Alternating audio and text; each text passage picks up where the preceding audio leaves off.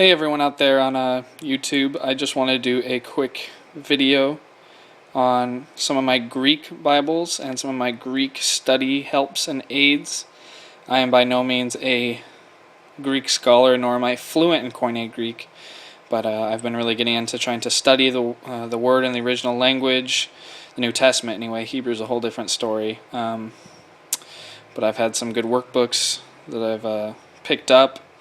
Flashcards, things like that have really been helping me, and also just reading the word, even if you're not understanding everything, helps build your vocab. And there's some good Bibles out there that I'm going to show you, and some other tools. But this is a Bible that I picked up in Jerusalem when we were just there for a family trip. We were actually at the Jordan River when I got this. They had a little shop there where they sold souvenirs and Bibles and whatnot. So I picked that up, or this up there. This is a hardback. It's not real leather at all. It's hardback. It's some sort of, maybe bonded leather or plastic. It's nice. It looks good. It's got good imprinting and all that. But this is actually Hebrew and Greek. But I mostly bought it for the Greek New Testament, obviously. This is actually the front of the Bible here. The Hebrew starts, obviously, from reading from right to left, so the book opens this way. It is a Smithsonian binding. All Trinitarian Bible Society Bibles are that way, as far as I know, and this one has 2 ribbons that I've actually tucked away because it's been sitting on my shelf. But Trinitarian Bible Society, they make a lot of good Bibles for pretty cheap. Their calfskin Bibles and whatnot, I heard, are pretty good. They actually have a Greek New Testament calfskin if anyone's interested in that. This, I think, was $50-$60 online. I bought it for $70 in Jerusalem. I paid for it in shekels that was converted into US money. So if you want to look at more of Trinitarian Bible Society's Bibles and product, you can go to evangelicalbible.com. And I'm sure they might be on Amazon and all that, or their actual website, Trinitarian Bible Society's website. But if we open this in, this is very thin paper, and it has quite a lot of bleed through. But it's a hefty book.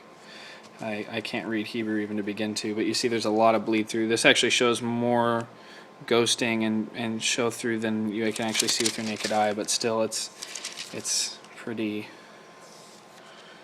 bleeds through a lot. All this text, the Hebrew and the Greek, is all what is used in the authorized version, the King James Bible. So this is what you're going to get. It's very crisp text, so even though the show through is pretty bad, it's still crisp enough that it kind of makes up for it. But let me get here in the Greek.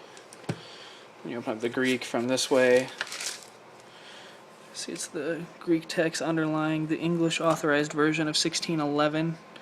So I think this is the only New Testament they make. I don't think they make the text, or I don't think they make Nestle Allens or anything like that. You've got your books of the New Testament, and it's nothing fancy, no notes, anything like that. You got the Euangelion Toccata Matthaion, Matthaion, I think. But you've got, the text is actually very readable, very nice. Again, a lot of bleed through, but what I actually like is that, and I think Mark Bertrand on BibleDesignBlog.com said that he enjoyed this too, is that the verses are on the outside of the page, if you see that. And then it's just a single column format, so the verses aren't even getting in your way as you read through it.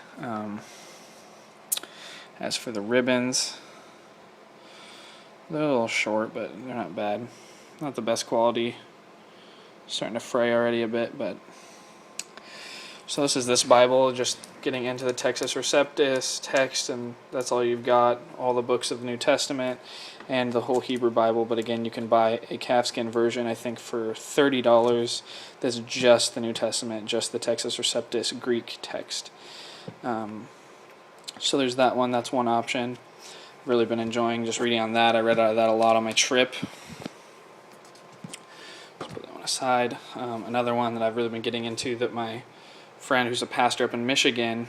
His name's John Kite. He actually bought me this a couple of years ago, but it wasn't until recently. I could sound out the words, but it wasn't until recently that I really started getting into the text and attempting to really learn Greek. This is put out by Zondervan.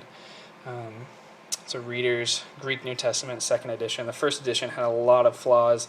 It didn't have a ribbon marker. The text was almost unreadable. Had no dictionary in the back, no maps, anything like that. A lot of complaints on that one, but I never got my hands on one.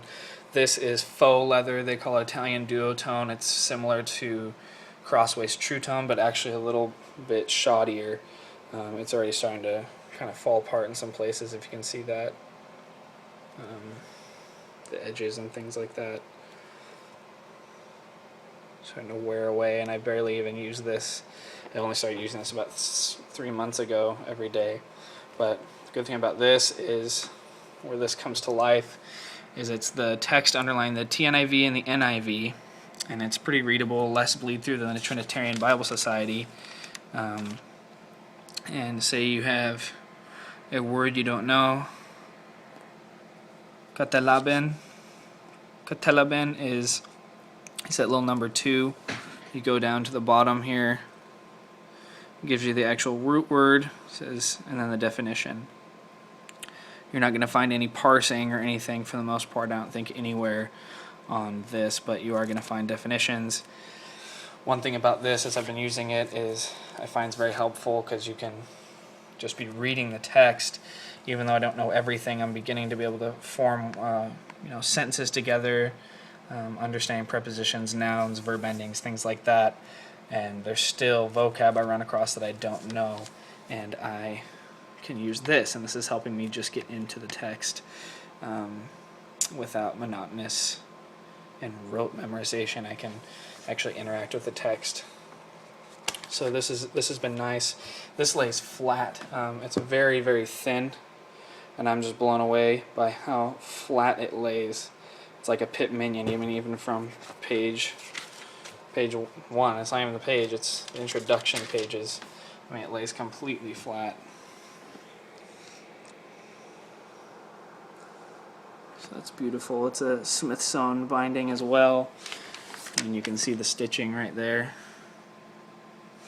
So no matter where you turn this, it's going to lay flat. It's a joy to read out of. You can read out with one hand,